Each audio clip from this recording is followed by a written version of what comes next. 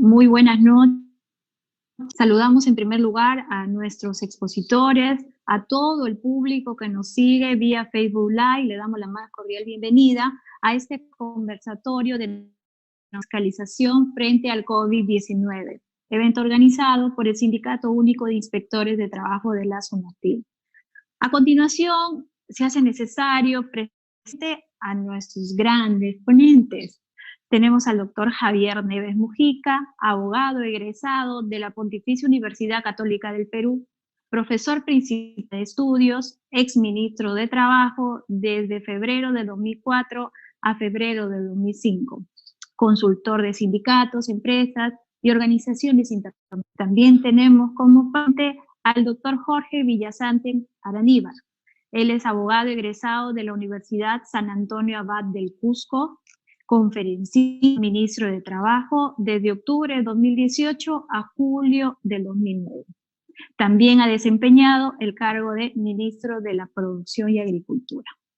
También tenemos, por último y no menos importante, al doctor Cristian Sánchez Reyes, abogado egresado de la Pontificia Universidad Católica del Perú, docente de la misma con maestría en argumentación jurídica de la Universidad de Alicante, ex ministro de Trabajo del periodo de abril 2018 a diciembre 2018. Voy a explicar a continuación la temática y la dinámica del presente conversatorio.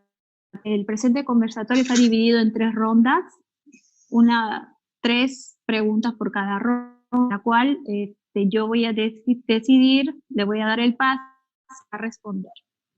Entonces empezamos con la primera ronda, que está referida a los aspectos controvertidos de la suspensión perfecta de labores. Y el decreto de urgencia 038 de fecha 14 de abril de 2020 se han establecido medidas complementarias para mitigar los efectos económicos causados y empleadores ante el COVID-19. Entre ellas, la suspensión perfecta de labores posteriormente continuó siendo regulada a través del 011 y 012-2020 TR. Para eso, si hablamos de la suspensión perfecta, debemos definir qué es el cese de obligación del trabajador de prestar el servicio y la del empleador de pagar la remuneración respectiva, sin que exista la extinción del vínculo laboral. Dicho este preámbulo, voy a iniciar con la primera pregunta, que está dirigida al doctor Javier Neves. ¿Está bien regulado el procedimiento de suspensión perfecta en el marco del COVID-19?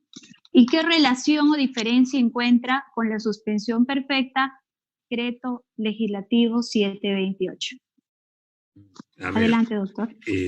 Yo creo que esta crisis, que realmente era sanitaria, pero que se ha extendido a lo económico y a lo laboral, está teniendo una incidencia dramática en nuestra vida, ¿no?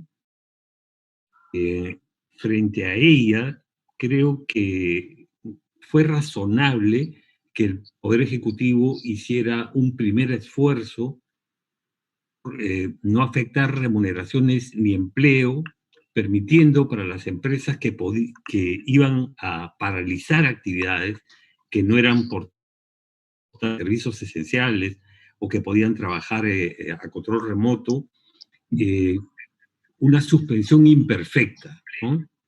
Pero es que no se podía prolongar indefinidamente y teníamos que pasar en algún momento a una etapa distinta, que es en la que de suspensión perfecta. ¿Es la última etapa? Creo que desgraciadamente no. Creo que va a venir una tercera extinción colectiva de los vínculos por causa objetiva, ¿no? Entonces, la situación va de mal en peor, ¿no? No trabajo, pero me pagan, ni trabajo ni me pagan, no trabajo, para decirlo de manera coloquial. Como se ha regulado por el Poder Ejecutivo, está plagada de confusiones e incertidumbres, eso es lo que me preocupa más. La ministra de Trabajo declaraba varias veces a la prensa cuestiones que no estaban en las normas, que a veces ni siquiera se habían aprobado, sino que sí, ¿no? Yo qué objeciones tengo, digamos, vamos a centrarnos básicamente en unas muy pocas, tanto al decreto supremo. Primero, yo creo que quizás no desde el derecho, pero desde las ciencias, tanto puras como... este es un supuesto de fuerza mayor, que se supone que habilita la suspensión perfecta. Ha habido muchas entrevistas, artículos, libros, ¿no?, que nos indican que esta situación era algunos incluso dicen que esto iba a nacer en Wuhan a través del consumo de una sopa de murciélago y que los gobiernos científicos lo sabían, ¿no? Por ejemplo, esa es la posición de Ignacio Radomet, o la de David Quammen, y en el Perú lo había anticipado también hace ya varias semanas Farid Cajat. Entonces, ¿por qué los gobiernos no actuaron? Es terrible, Quammen, ¿no? Porque a pesar de que sabían que ocurriría, no sabían cuándo ocurriría. Y por tanto, no querían invertir dinero en cuando la crisis podía no producirse en su gobierno, sino en un gobierno siguiente, que quizá fuera incluso de una posición política diferente, pensamiento criminal de parte de los sucesivos gobiernos, ¿no? Lo segundo es el silencio administrativo, ¿no? El silencio administrativo tendría su espacio natural cuando un administrado le solicita a la administración que le autorice a realizar algo, ¿no? Afectan derechos de terceros. Y no cualquier derecho, derechos fundamentales, como la conservación del empleo y de la remuneración, ¿no? Luego, más bien yo repreguntaría a ustedes de la SUNAFIL, ¿la SUNAFIL se va a dar abasto? Les acaban de añadir a esta tarea de supervisar a las empresas que se acogen a la suspensión perfecta, les han añadido, decía, también la responsabilidad de evaluar la reanudación de actividades. Imposible. Yo creo que con la primera ya SUNAFIL estaba totalmente, esta segunda con mayor motivo, ¿no? Y por último, me parece que se ha tratado con un desequilibrio brutal, favores a las empresas y los disfavores a los trabajadores, ¿no? Para las empresas, todo, para los trabajadores, nada, ¿no? La Reactiva Perú, el subsidio de la planilla para las empresas, el perfecta y eventualmente el cese colectivo.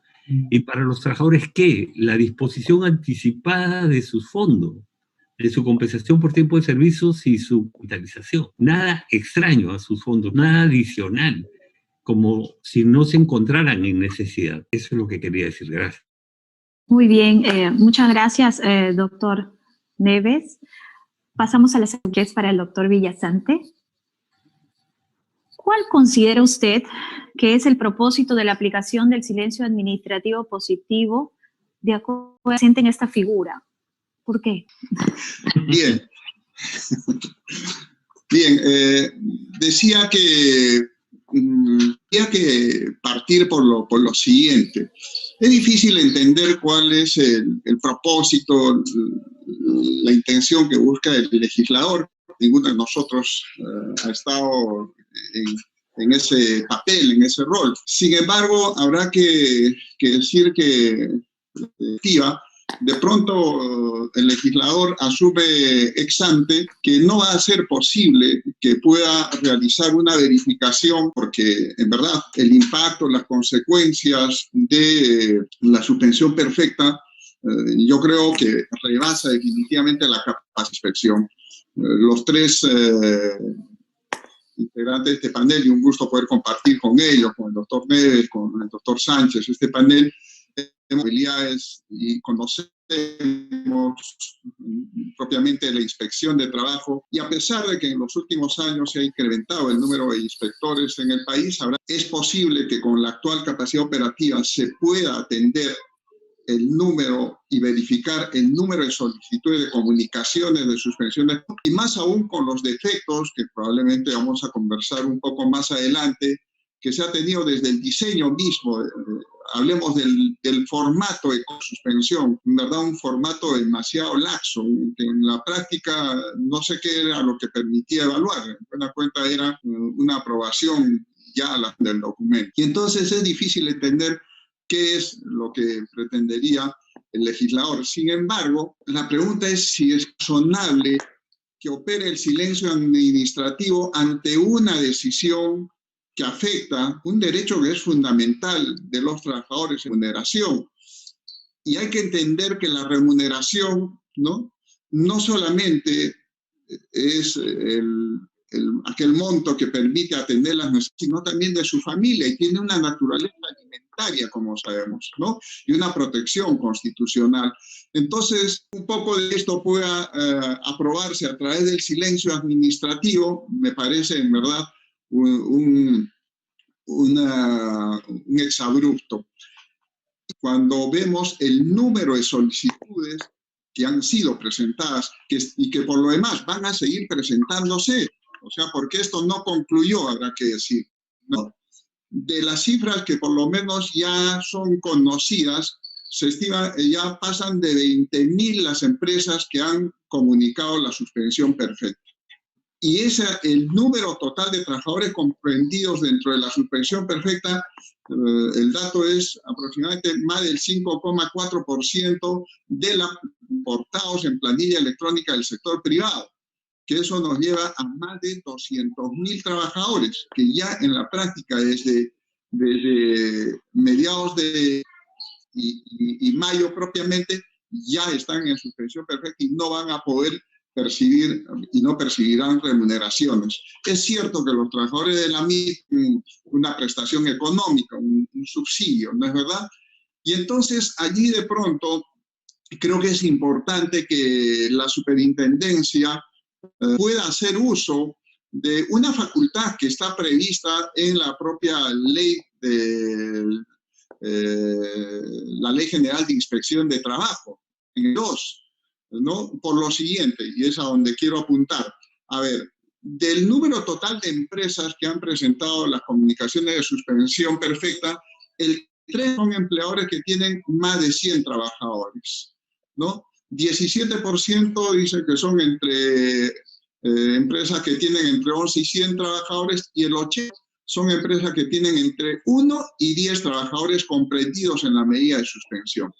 Ahora bien, entonces creo que aquí tenemos que tratar de proteger a la mayor cantidad de trabajadores, y creo que en la medida en que la inspección realice las verificaciones del mayor número de empresas y no opere en silencio administrativamente ante la imposibilidad material, se tienen por aceptar las comunicaciones, creo que ahí debe de priorizarse propiamente la acto.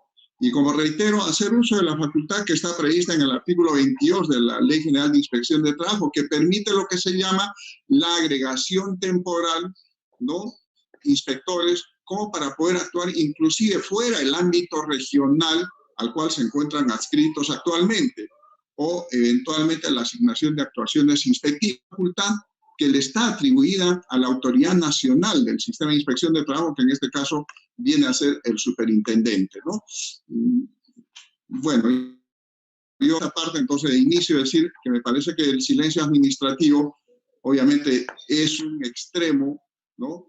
Pero que lamentablemente parece va a operar falta de capacidad operativa que tiene en estos momentos la Inspección de Trabajo ante el número de empresas que han comunicado la suspensión perfecta. El doctor Villasante, muy específica la respuesta en cuanto a los números, y también muy alarmante el cómo poder los inspectores llegar a verificar que se han cumplido con todos los requisitos para la suspensión perfecta. Muy bien, como tercera pregunta, para el doctor Cristian Sánchez. Dentro de esta suspensión perfecta en la que se están acogiendo las empresas, se van a dar casos en los que los contratos modales a plazo fijo incluidos y por lo tanto ya no se van a renovar a pesar de que no hayan cumplido su causa objetiva.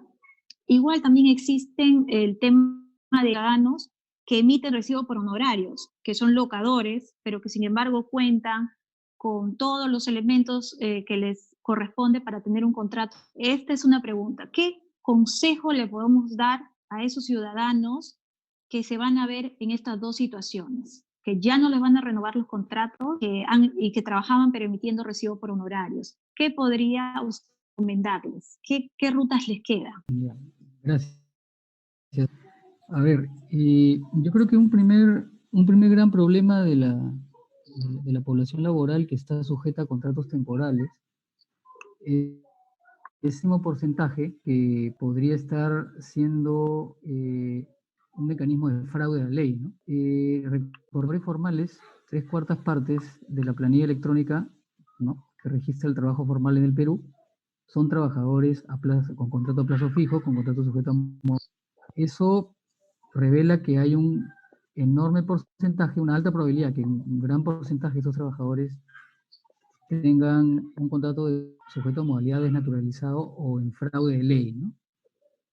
Los mecanismos para poder revertir un supuesto de fraude de la estabilidad en el trabajo, ¿no?, reputando el contrato como fraudulento y declarando una situación de estabilidad del trabajador, ¿no?, de haber adquirido el derecho por el fraude de la ley. Tienen la vía de la inspección de trabajo, que ya sabemos que está en esa situación de estado de emergencia disminuida al mínimo posible, ¿no? Ni siquiera creo que ha podido resolver los graves denuncias por violaciones ya no solo en caso de despido, sino violaciones a las normas de seguridad y salud en el trabajo. Entonces, mucho menos ha tenido capacidad que pretendan proteger la estabilidad en el centro de trabajo, ¿no? La otra vía sería la vía del Poder Judicial. Los plazos están suspendidos en ambos casos, en el procedimiento del Poder Judicial también, y lo que habría que esperar es el retorno de las actividades, ¿no?, la reincorporación del Poder Judicial, que ha dictado una directiva, y esto va a ser progresivo, se declarará en su momento una vez levantado el estado de emergencia.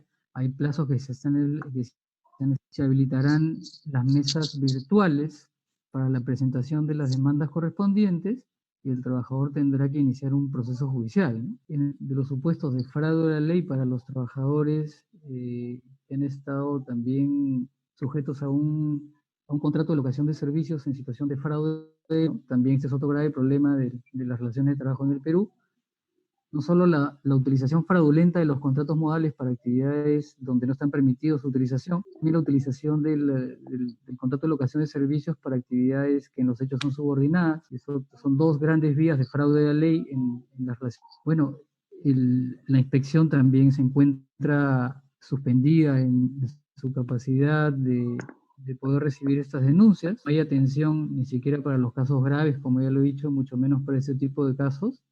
Y lo que habrá que esperar también es el retorno de la actividad judicial, para que el trabajador de las demandas correspondientes, de acuerdo a la directiva que ha emitido el Poder Judicial, y a cuando se restablezca precisamente el servicio y la continuidad del mismo en el servicio del Poder Judicial. Recordemos que en el caso del acceso a la justicia laboral, ya se ha implementado en varios, si no en la totalidad de las Cortes Superiores que ven casos con la nueva ley procesal de trabajo, el expediente electrónico, ¿no? Lo que todos los ciudadanos y los abogados litigantes también esperábamos era que el Poder Judicial, en el caso de la aplicación de la nueva ley procesal de trabajo, hubiera sido más fácil ya no solo el acceso a la mesa de parte virtual para los procesos constitucionales de amparo, ¿no?, que está permitido, pero que según me indican igual está muy restringido. Las causas que se han presentado en la mesa que se ha habilitado para estos casos que protegen la libertad individual, habeas corpus y procesos constitucionales de amparo para otros derechos, no vinculados a la libertad individual. no termino de encontrar una explicación por qué, existiendo ya un expediente electrónico en materia de la nueva ley de procesos de trabajo, no se habilitó una mesa de partes virtual para estos casos urgentes de fraude de la ley en contratación temporal y fraude de la ley en la utilización indebida de los contratos de locación de servicios, ¿no? Entonces habrá que esperar el resto de las actividades y dentro de ellas la reincorporación del personal del Poder Judicial, la habilitación de la mesa de partes virtual, reinicio de las audiencias, los procesos ya iniciados, y en este caso, la habilitación de la mesa de partes virtual para la presentación de las nuevas demandas, y el trabajador en ese momento tiene los plazos suspendidos en estos casos, ¿no? Se reanudarán cuando se reanuden las actividades, exclusivamente en el Poder Judicial.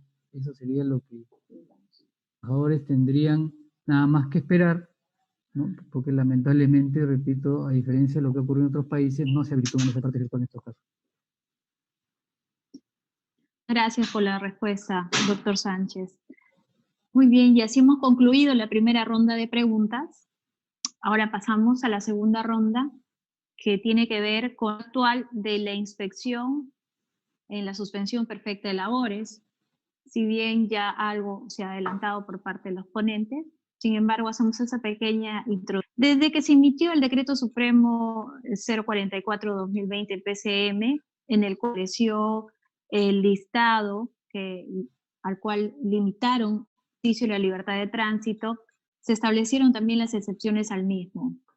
Dentro de esas excepciones, de ese listado, no se estableció la inspección laboral como servicio, y eso lo hemos venido anunciando nosotros desde el Switch UNAFIL para que lo conozca la población, porque tiene que ser tal cual establece normas.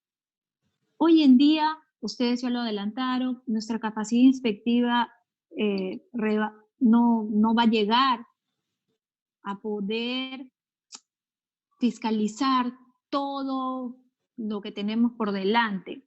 Somos 670 inspectores a nivel nacional. Y además, ahorita que estamos hablando del trabajo remoto, no todos estos inspectores cuentan siquiera con laptops para poder hacer el trabajo. También es importante decirlo. Como usted hizo referencia, ¿no? Nunca se invirtió en el tema de salud, porque siempre se pensaba que va a venir más adelante, cuando venga un virus. Algo similar pasa con el tema de la inspección laboral. El Estado siempre, si bien está avanzando, pero va avanzando muy lento. La OIT hace años que ha dicho que lo vamos a hacer son 2.000 inspectores y estamos en 660, ¿no? Todavía nos falta bastante. Muy bien, esta era la introducción, la primera pregunta, y es para el doctor. Con la regulación actual, ¿el servicio inspectivo es un servicio esencial para usted o debió ser regulado de otra manera? Leo el audio para el doctor Jorge Villasante. Bien, gracias por la pregunta. Este es un punto, seguramente de los que vamos a tocar esta tarde, pronto el más controvertido, el más opinable también de pronto. Y yo creo que deberíamos partir de una premisa esencial. ¿Cuál es la situación bajo la cual estamos en este momento y estamos desde el 15 de marzo en que se dicta el Decreto Supremo 040, ¿no? A través del cual se decreta el estado de emergencia nacional y el estado de aislamiento social y se disponen medidas para que propiamente la población, ¿no?, pueda ser abastecida de bienes y servicios que son considerados esenciales, ¿no? Y taxativamente el artículo 4 señala expresamente cuáles son aquellas actividades que están permitidas propiamente, ¿no? Y en el inciso K propiamente se hace referencia a servicios de la administración pública necesarios para garantizar aquella provisión de bienes y servicios que están descritos más adelante. Entonces, bajo esta perspectiva, es importante entonces tener en cuenta lo siguiente. Primero, el estado de emergencia, que como sabemos es una prerrogativa, ¿no?, que tiene el presidente de la República, con acuerdo del Consejo de Ministros, así está regulado en el artículo 137 de la Constitución, ¿no? Establece que en 3 supuestos procede el estado de emergencia y uno de ellos es ante graves circunstancias que afecten la vida de la nación. Yo creo que seguramente ahí podemos coincidir todos. Estamos ante una situación que efectivamente amerita la declaratoria del estado de emergencia. Y entonces, en el Decreto Supremo 044, como reitero, se precisa y se detallan cuáles son aquellas actividades que están permitidas. Es cierto que no consta expresamente la inspección de trabajo como tal, ¿no? Y entiendo que esa omisión propiamente es la que genera, de alguna manera, y generó en su caso, la preocupación de los inspectores. Y además hay que decir, ¿no? Durante ese primer periodo, entendemos en verdad que los inspectores de trabajo no han realizado labores, ¿no?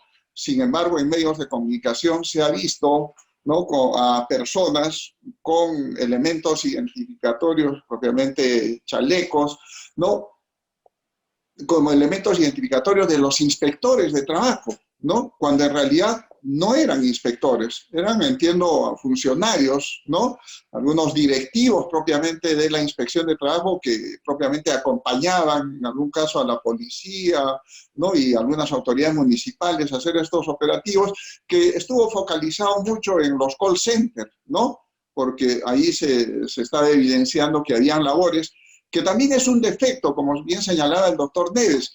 En verdad, se han ido dando normas, en el propio decreto 044 expresamente constaba que los call centers estaban permitidos, ¿no? Y no había una precisión, ¿no? Y después han tenido que rectificar propiamente o modificar a través de otro decreto supremo. Entonces,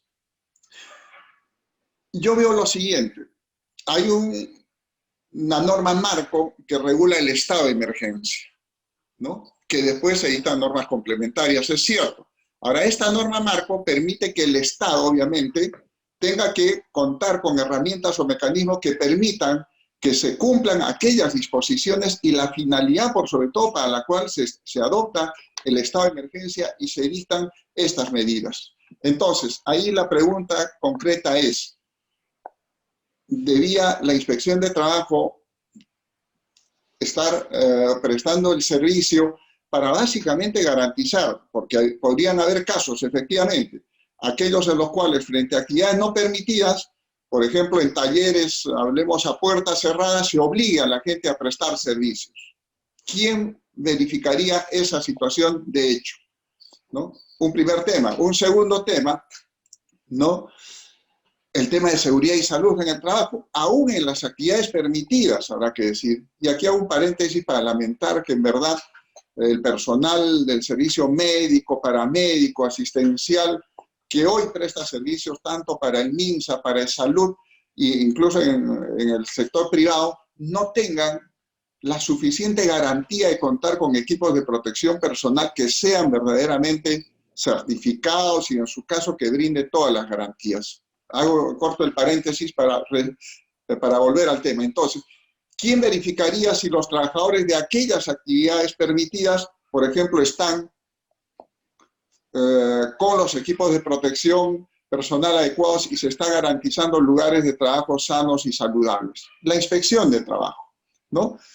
Y entonces, claro, lo que tenemos más adelante es que se dicta pues el decreto supremo, el 010, ¿no? Y ahí se hace la precisión propiamente que la inspección de trabajo ejercerá las funciones que le estaban atribuidas, que le están atribuidas, que nunca le fueron por lo demás restringidas, ¿no es verdad? Entonces, en mi opinión, y sé que reitero, este es un tema opinable y pueden haber puntos de vista, en mi opinión, creo que la actividad de la inspección de trabajo estaba permitida y tiene su fundamento en el literal K del artículo 4 del Decreto Supremo 044 del 2020, ¿no?, que de manera general habilita obviamente a que los servicios que presta el Estado tengan que garantizar la finalidad del estado de emergencia, ¿no?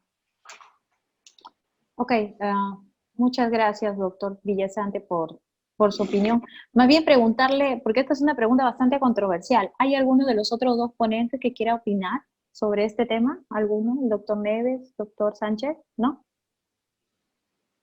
Ok. Entonces, continuamos con la segunda pregunta de la segunda ronda, y es para el doctor Neves. Como ya han adelantado, en la actualidad existe un promedio de 8.000 denuncias que se han efectuado dentro de lo que va el periodo de cuarentena, más unas 20.000 solicitudes de procedimiento de suspensión perfecta que abarca casi a 200.000 trabajadores. Ya han adelantado que no, las herramientas no son las ideales, que los inspectores no se van a dar abasto. Sin embargo, desde su experiencia, ¿cómo podríamos mejorar esta dura realidad? ¿Qué propuesta nos podría hacer? De repente, ¿qué herramienta podríamos utilizar para tratar de que la inspección pueda llegar a más personas? El micro tiene que darle clic en el micro, por favor.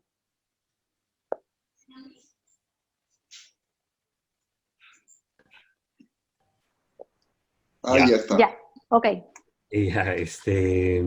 Bueno, yo no soy un experto en inspección del trabajo, ustedes son los expertos. Y de dónde deberían venir las propuestas son de ustedes. Yo lo que he leído de los pronunciamientos de SUNAFIL, en la línea de lo que ha dicho el doctor Villasante, es que la dificultad es doble, ¿no? Por un lado, al no ser SUNAFIL servicio esencial, tiene dificultades para circular y tendría que hacer trabajo remoto.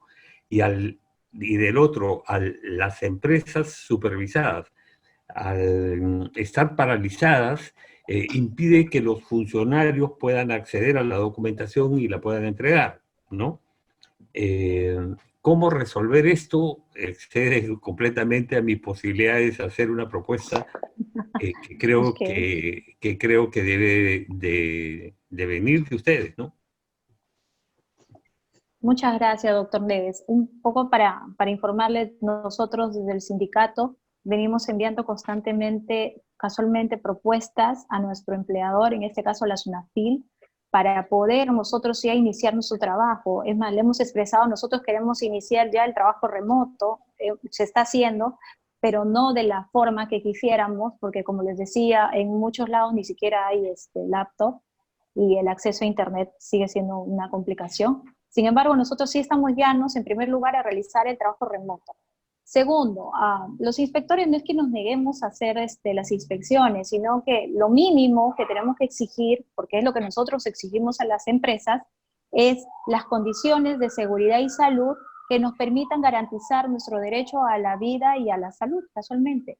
Entonces, le pedimos a la SUNAFIL que reglamente bien. El problema es que van sacando normativas y lineamientos de a poco, de a poco, de a poco, y nosotros, que contamos con inspectores que son especialistas en seguridad y salud, ni siquiera han sido convocados, o sea, ni siquiera se les escucha. Tenemos un comité de seguridad y salud donde representan a los trabajadores inspectores. Nosotros como sindicato hemos elevado también los documentos que presenta, en este caso el Comité de Seguridad y Salud, firmado por los inspectores que forman parte de este comité, para avalar también. Lo que queremos es, para los inspectores del Perú y para todos los trabajadores, un trabajo seguro. Solo teniendo un trabajo seguro vamos a poder garantizar nuestro derecho a la salud y a la vida. Pero igual, muchas gracias, doctor. Y así vamos llegando a la ronda número 3, que está referida a las propuestas para de los derechos de los trabajadores. Y esa pregunta va para el doctor Cristian Sánchez, a quien le pido que marque su micro de una vez. ¿Qué reflexión le merece que la legislación emitida se haya dado a espaldas de todo diálogo social con las centrales sindicales y también sin hacer la consulta a los inspectores, de acuerdo a lo establecido en el artículo 29 de la Ley General de Inspecciones 28806?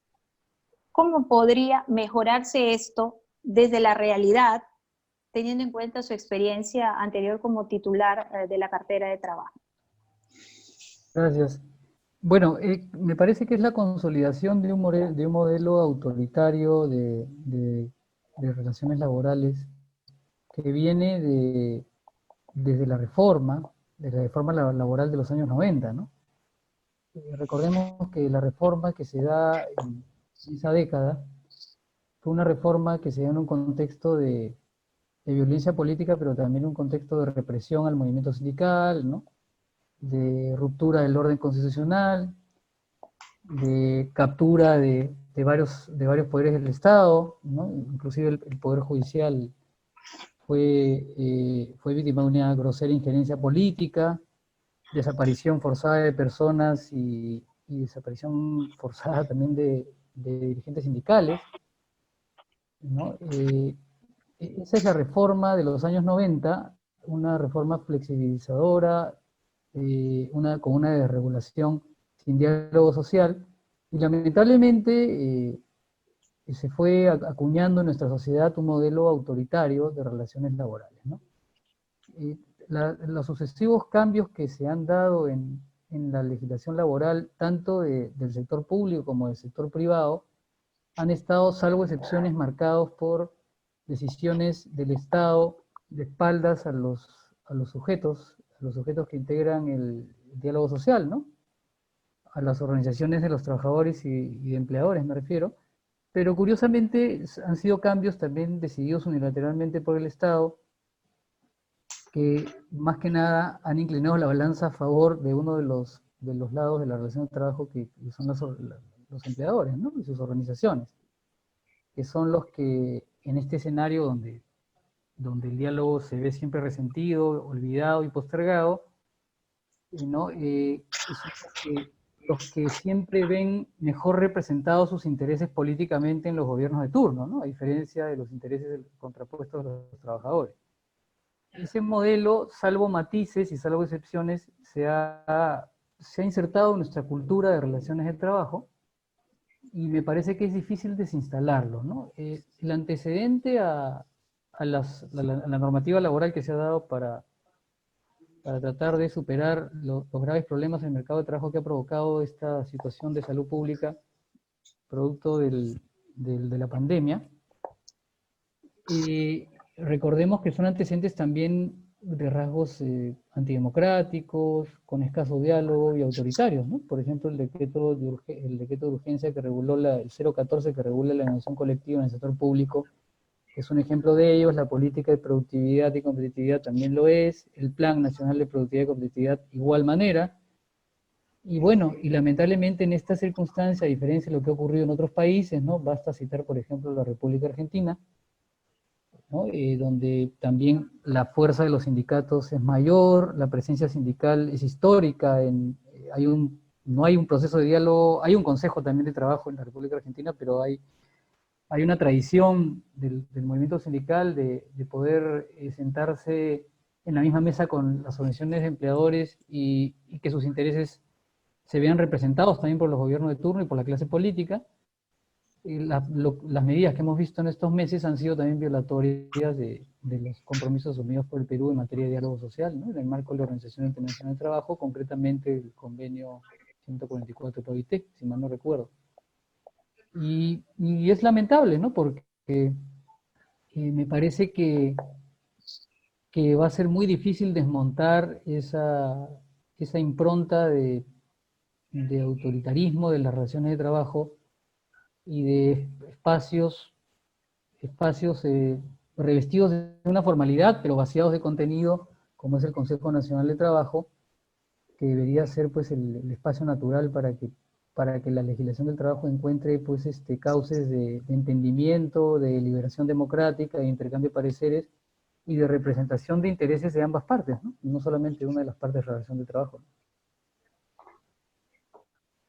Gracias. Ok, muchas gracias, doctor Sánchez.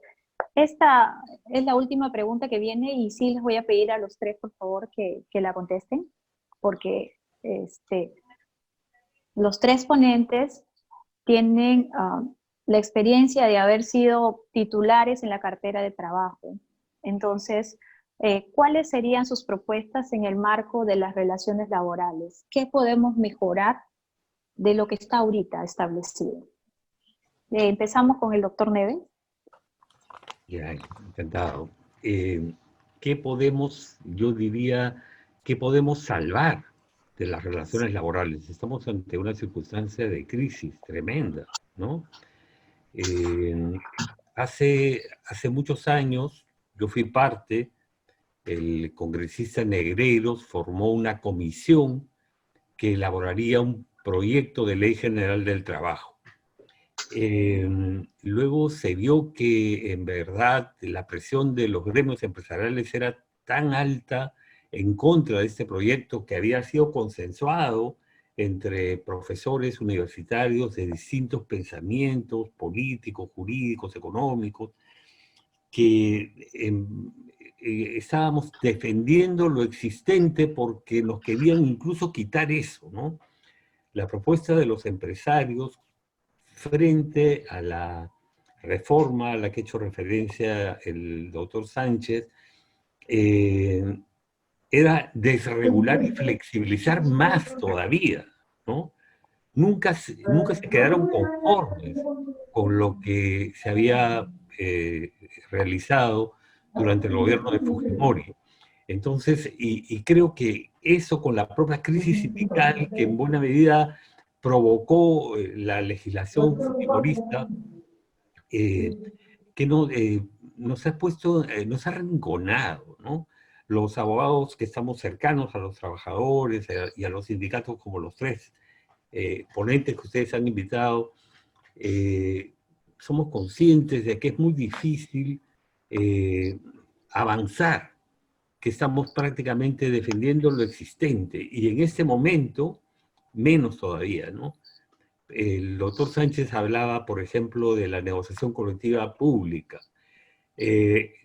Sin duda que los tres estamos en desacuerdo con ese decreto de urgencia que no ha ponderado el derecho fundamental con el equilibrio presupuestado, sino ha sacrificado enteramente el derecho fundamental en aras del presupuesto equilibrado. Pero imagínense ustedes, hoy día podemos activar una negociación colectiva pública en esta crisis. Incluso el Tribunal Constitucional y los órganos de control de la OIT se han puesto en esa hipótesis y admiten restricciones a la negociación colectiva. ¿Qué condiciones habría para esa lucha, ¿no? Yo me temo que tendríamos a la opinión pública enteramente en contra, ¿no? Acusándonos de irresponsables, que en un momento en que el Estado está abriendo todos los fondos para recuperar la salud y la economía, estamos pidiendo más beneficios para los trabajadores públicos, ¿no? Quizás se salvarían los médicos, quizás se salvarían las enfermeras, los policías, pero los bomberos, ¿no? Pero no muchos más. Entonces, discúlpenme, ¿no? Gramsci tiene una frase muy conocida que se cita con frecuencia, que él recomienda mantener el pesimismo de la inteligencia y el optimismo de la voluntad. Yo creo que de esa combinación surge mi posición en la coyuntura actual. Gracias. Okay, muchas gracias, doctor Neves. Muy bien, a continuación el doctor Jorge Villasante, con la misma pregunta. Si puede activar su audio, por favor.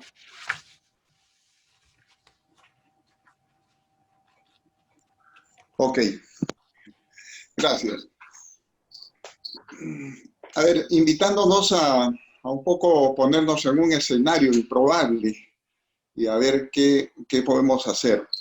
En verdad hay que decir, ha cambiado tanto el mundo, prácticamente, como decimos, de la noche a la mañana, ¿no?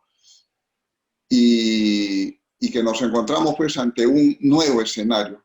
Fíjense, revisaba algunos documentos hace pocos días y la OCDE decía en el año pasado, nada más, hacia noviembre y diciembre, en un informe sobre el empleo, decía que era poco probable que pudieran haber cambios radicales y que se perdieran empleos. Y además decía que había que fortalecer los mecanismos de negociación colectiva. Fíjense, no lo está diciendo la OIT, lo decía la OCDE hace 4 meses atrás. Y entonces, en un escenario como el que vivimos, creo que es importante repensar, por ejemplo, los espacios de diálogo como el Consejo Nacional del Trabajo, que creo ha ido un poco languideciendo, y propiamente, claro, el Estado ha ido tomando sus propias decisiones, y los gobiernos, y el gobierno últimamente en particular, sin escuchar propiamente la voz de los actores que vienen a ser propiamente, en este caso, los trabajadores a través de sus organizaciones sindicales, ¿no? Ustedes bien han señalado en el caso, por ejemplo, de las normas que propiamente tienen que ver con la propia labor inspectiva, por ejemplo, y incumpliendo la propia norma que está en la Ley General de Inspección de Trabajo, tampoco han sido consultados. Pero creo que tenemos que proyectarnos un tanto hacia el futuro, ¿no? Y hacia el futuro significa, oiga, ver que hoy mismo en la realidad ya tenemos que pensar en que, por ejemplo, necesitamos legislar, ¿no?, lo que es la desconexión digital o la desconexión tecnológica.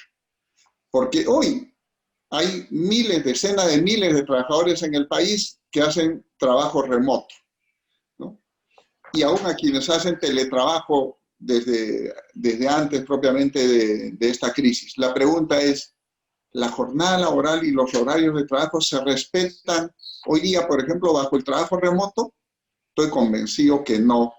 Estoy convencido que a los trabajadores que realizan trabajo remoto, donde pronto hay, ¿no?, el jefe o el supervisor que lo llama un sábado o domingo inclusive y le pide información. Y entonces el trabajador, en verdad, cada vez ver restringido, ¿no?, restringía el ejercicio y el uso propiamente y disfrute, por ejemplo, del descanso semanal o el descanso fuera de las 8 horas de trabajo. Y entonces creo que ya el Perú, Francia ha avanzado y desde enero del 2017 tiene una legislación sobre desconexión digital, ¿no? Ya algunos otros países han adoptado e incluso algunos constitucionalizado ese derecho. Entonces creo que ese es un tema que deberíamos de pensar, de avanzar, porque de todas maneras ya es una realidad que está afectando a trabajadores. Y por otro lado tenemos que pensar también en el tema de los contratos sujetos a modalidad. Ahí tenía un razonamiento que de pronto es opinable y algunos tienen puntos de vista, pero ¿qué ocurre, por ejemplo?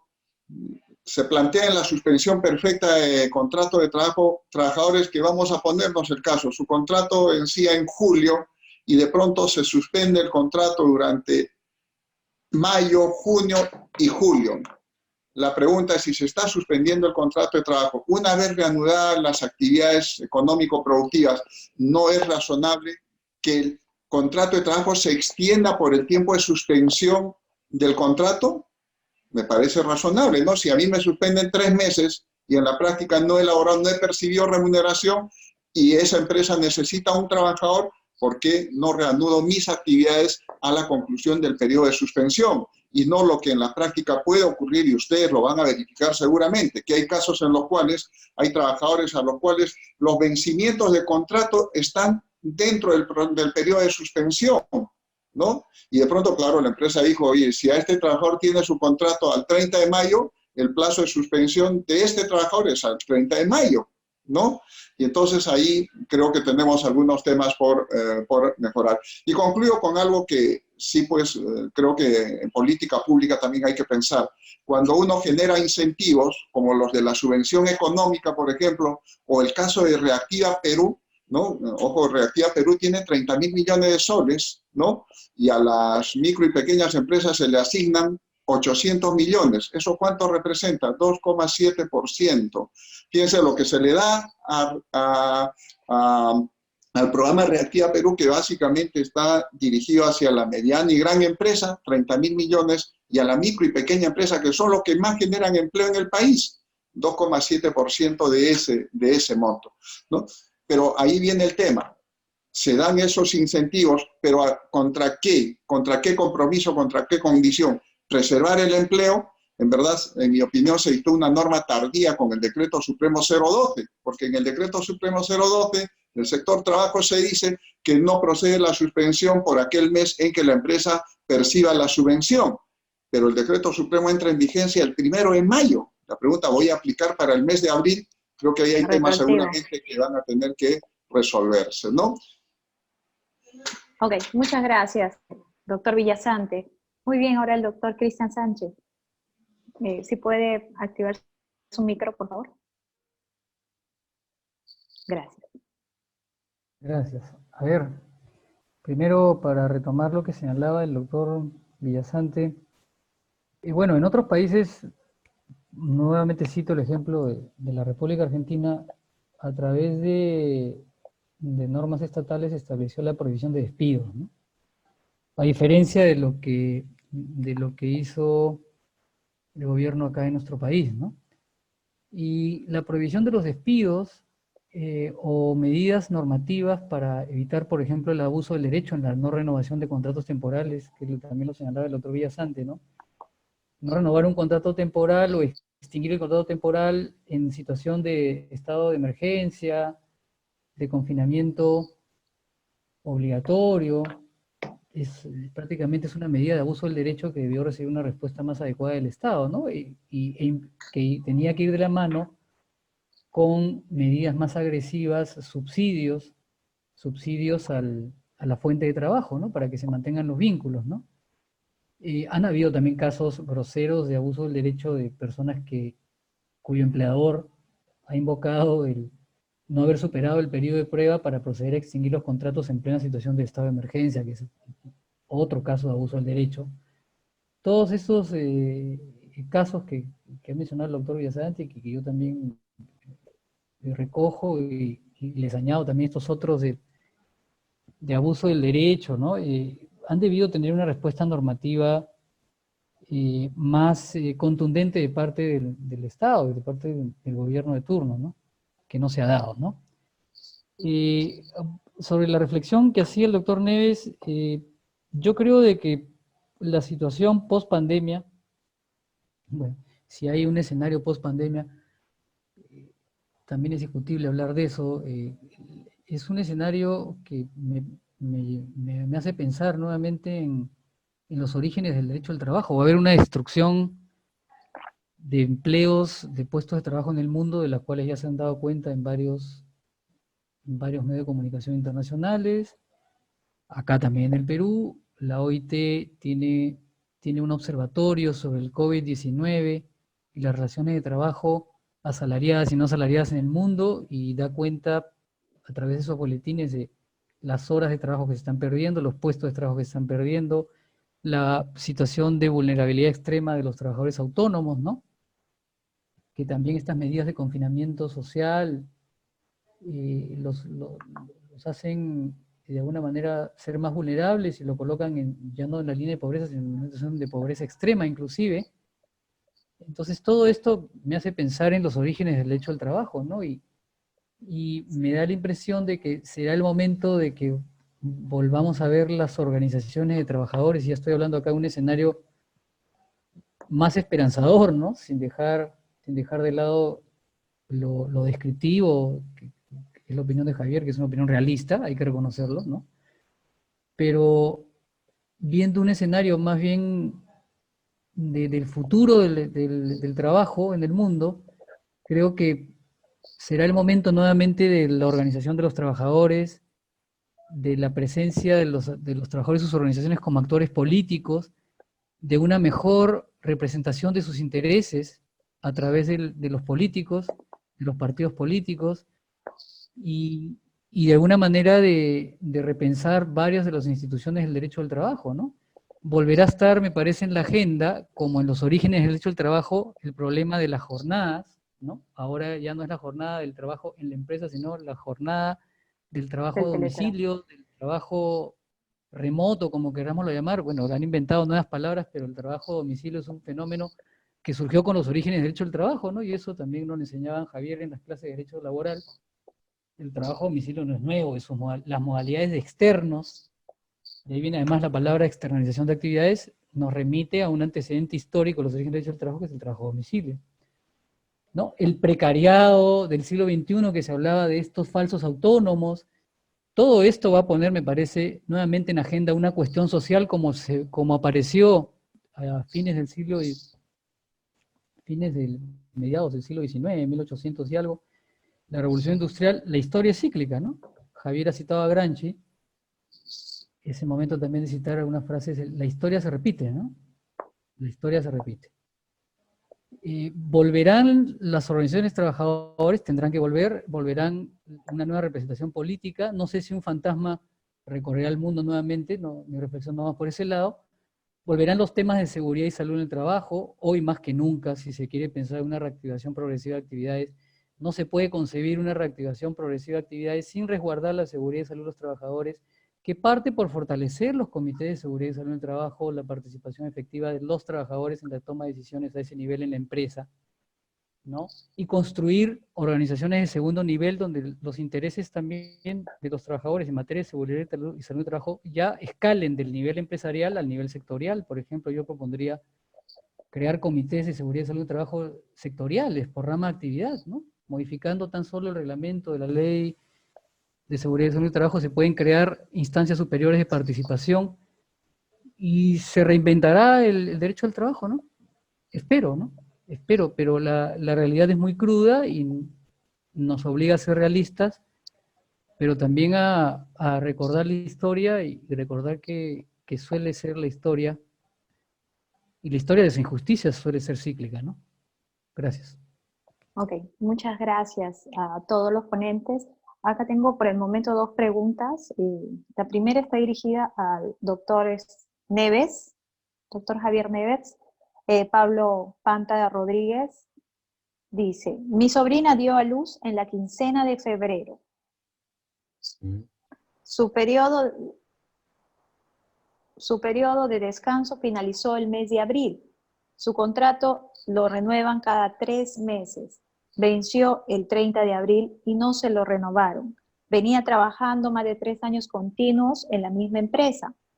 Procede que no le renueven su contrato pese a que ha estado en su estado de maternidad. ¿Qué debe hacer? Bueno, hay una norma, si me permite, es un instante para traerla. Sí, claro.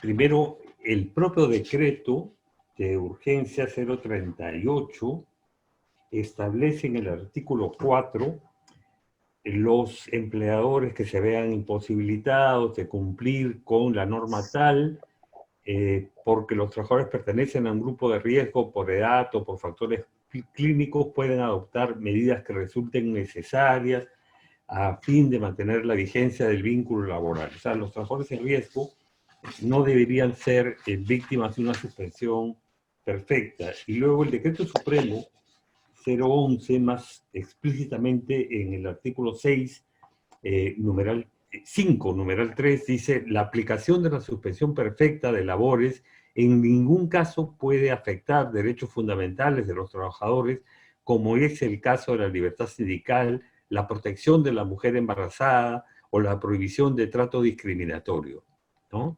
Entonces, creo que quienes consideran que la Constitución no es suficiente, la Constitución protege a la madre que trabaja, los decretos de urgencia y supremo son explícitos en este punto, ¿no? No habría manera de incluir en la suspensión perfecta a una mujer que está en el periodo postnatal amparado por la protección a la maternidad, ¿no? Ok, muchas gracias por la respuesta, doctor Neves. Hay una segunda pregunta que está dirigida al doctor Cristian Sánchez. Es de Estilo Morales. Dice, buenas tardes, soy dirigente del sindicato de Panasonic. Nuestro periodo de vigencia se termina el 18 de mayo. ¿Qué puede pasar ahora? ¿Ya no podremos representar a nuestros afiliados? ¿La empresa puede enviar a suspensión perfecta a este grupo de trabajadores sindicalizados? Doctor Cristian, si puede, por favor. Gracias. Bueno, tal cual está pensado el procedimiento procedimiento excepcional de suspensión perfecta, con todo lo malo que es, y recojo las críticas y las comparto que ha hecho el doctor Neves y también el doctor Villasante sobre este procedimiento. El empleador, en el caso de los dirigentes sindicales, en el procedimiento regular y en este procedimiento, tiene que dar mejores razones, ¿no? Razones de mayor peso, más fuertes, para justificar la inclusión de dirigentes sindicales o personal sindicalizado en una medida de esta naturaleza, ¿no? No hay por qué crear reglas que vayan contra lo razonable, ¿no? En este caso, lo dice además el propio decreto supremo, porque ninguna medida de este tipo puede lesionar la libertad sindical, ¿no? O sea, sí puede hacerlo, pero no debería hacerlo, ¿no? Entonces, en este caso, el empleador tiene que dar mejores razones para incluir o a dirigentes sindicales o personal sindicalizado, ¿no? De lo contrario, podría estar encubriéndose una medida antisindical, ¿no? Y Pero configurarse también un abuso del si derecho, me, ¿no? Sí. si me permite, la primera parte de la pregunta era que el periodo de su vigencia como representante sindical termina el 18 de mayo. Y como están las cosas, ¿Ya? no están renovando el ROS ni están actualizando las juntas directivas. Sí, pues O no se sea, ¿qué va puede a renovar, pasar? ¿no? Ese No sé. es el formal. Lo que tiene que pasar es que continúan los dirigentes en sus cargos, ¿no? O sea, hay situaciones en donde lamentablemente nuestra autoridad de trabajo piensa con el formalismo jurídico, ¿no? Entonces, pensar con el formalismo jurídico, con ponerse los anteojos del formalismo jurídico en esta situación, es llegar a situaciones absurdas y pensar de que como la mesa de parte está cerrada, no hay mesa de parte virtual, entonces, ¿qué se puede entender de esto? ¿Que las organizaciones sindicales quedan descabezadas y entran todos en una suerte de acefalía? No tiene sentido, ¿no? Si la mesa de partes no está abierta, se tienen que prolongar los cargos, ¿no? Por el periodo que dure esta situación, porque no hay ni siquiera una mesa de partes virtual como hay en otras circunstancias o situaciones, ¿no? Entonces, yo le diría que se tranquilice y que no piense de que tiene que ir corriendo ahora a presentar nada por la mesa de partes, porque primero, que no va a encontrar ninguna mesa de partes abierta, y segundo, que esa sería una visión absolutamente absurda, una extrema de un formalismo jurídico. Y yo sí creo que para la tranquilidad de los ciudadanos, pues la autoridad de trabajo debería estar pensando también en expedir alguna directiva, de decir, se extienden los cargos, ¿no? Se sitúan los plazos, en fin. Así como se piensan en cosas para favorecer a las empresas, también hay que solucionar la vida y aligerar la carga y las preocupaciones a los trabajadores. Esa sería mi recomendación. Muchas gracias, doctor Sánchez. Hay una tercera pregunta para el doctor Villasante y dice, los trabajadores inmersos en la suspensión perfecta, cuyas solicitudes de sus empleadores no sean aprobadas, ¿qué derechos tendrían? Bueno, primero la autoridad administrativa, porque recordemos que se ha dividido propiamente el procedimiento, ¿no? Uno es la verificación, que está a cargo de, y no solo de la SUNAFIL, ese es otro tema observable, ¿no? O sea, no solo de los inspectores, sino de quienes no realizan funciones inspectivas y realizan funciones administrativas, que en esta primera etapa, entiendo, muchos están cursando los requerimientos, ¿no? Y de pronto, sin algún criterio, algunos parámetros, que luego, me imagino ustedes como inspectores van a tener que en algunos casos hasta reconducir en los requerimientos de información. Ahora bien, pero ¿qué derechos va a tener el trabajador? Lo primero es que la resolución puede disponer la reanudación inmediata de actividades, ¿no? Primero. Y segundo, de que obviamente ese periodo que transcurre hasta el reinicio de actividades, y si venció el periodo de suspensión propiamente, ¿no?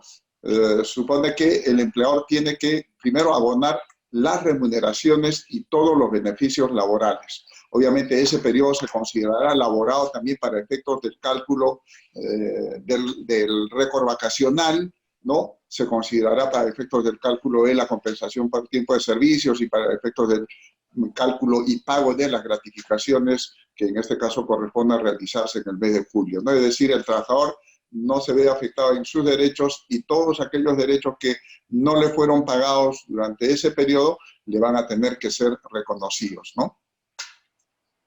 Muy bien, muchas gracias. Y antes de concluir el conversatorio, quería remarcar lo que más me ha impactado en esta última parte, que creo que es momento de hacer propuestas para que el Estado, el gobierno nos escuche, y me quedo con el tema de que hay que reinventarnos en cuanto al derecho del trabajo, repensar los espacios de diálogo, realmente fortalecerlos, adecuarnos a la realidad, a una realidad bastante difícil en el que por lo menos salvemos el empleo.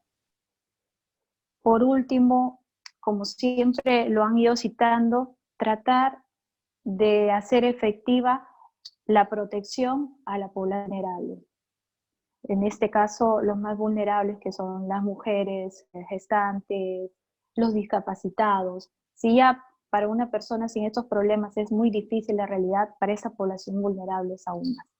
Entonces, eso quería, para concluir, agradecerles a nombre de todo el Sindicato Único de Trabajo de la SUNAFIL. Gracias por su tiempo, ha sido un gran lujo contar con ustedes tres en este conversatorio. Esperemos que es el primero, no el último. Y hasta pronto, porque hay muchos temas que ahorita debemos de seguir debatiendo para ir creando conciencia en la población y también llamar la atención a las autoridades, porque recién cuando las autoridades van sacando decretos que por lo menos protejan en algo a los mismos. Muchas gracias, doctor Neves, muchas gracias, doctor Villasante, muchas gracias, doctor Sánchez. ¿Alguna pregunta, doctor, o atingencia, doctor Neves? Dentro del plazo que usted me dio. Hasta pronto. No tienen el micro tiene que activarlo, por favor. Sí. Y ahora sí. Les decía solamente que ha sido un gusto para mí compartir con Jorge y con Cristian este evento, y les agradezco a ustedes, y bueno, ya lo terminamos, ¿no? Sí, muchas gracias. Doctor Villasante. Muchas gracias también por la invitación, y en verdad es un gusto haber compartido esta tarde, estas reflexiones y estos comentarios tanto con el doctor Neves y con el doctor Sánchez. Al doctor Sánchez habrá que pedirle que la próxima comparta los sagrados alimentos, ¿no? Y bueno, y esperar en verdad que esta situación la podemos superar todos. Es una situación obviamente difícil. No hemos vivido y no tenemos antecedentes, creo, ninguno de los que estamos aquí, a haber pasado una pandemia mundial, pero también creo que nos obliga a repensar un poco los temas, y algo que es importante, ¿no? Habrá que insistir. Aquí tenemos que trabajar en la perspectiva de la prevención, y creo que ustedes, los inspectores, como todos los trabajadores, y hay que decir los trabajadores de salud en general, también como las Fuerzas Armadas, los trabajadores de los municipios que actualmente están realizando labores que son, dicho sea de paso, es lamentable que a muchos de ellos no se les haya renovado contratos. Todavía hay trabajadores en el sector salud y en los municipios contratos por terceros. Es increíble que tengamos enfermeras, personal médico, paramédico contratado por servicios no personales. Eso debería terminar definitivamente, y esta creo que es una buena oportunidad. Un fuerte abrazo a todos y gracias. Muchas gracias, doctor Villasante. Doctor Cristian Sánchez, reflexión final. Buenas noches. Bueno, gracias por la invitación.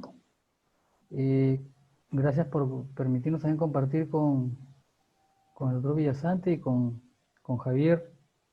A pesar de la distancia, esperemos que llegue momentos de estar en algún evento presencial.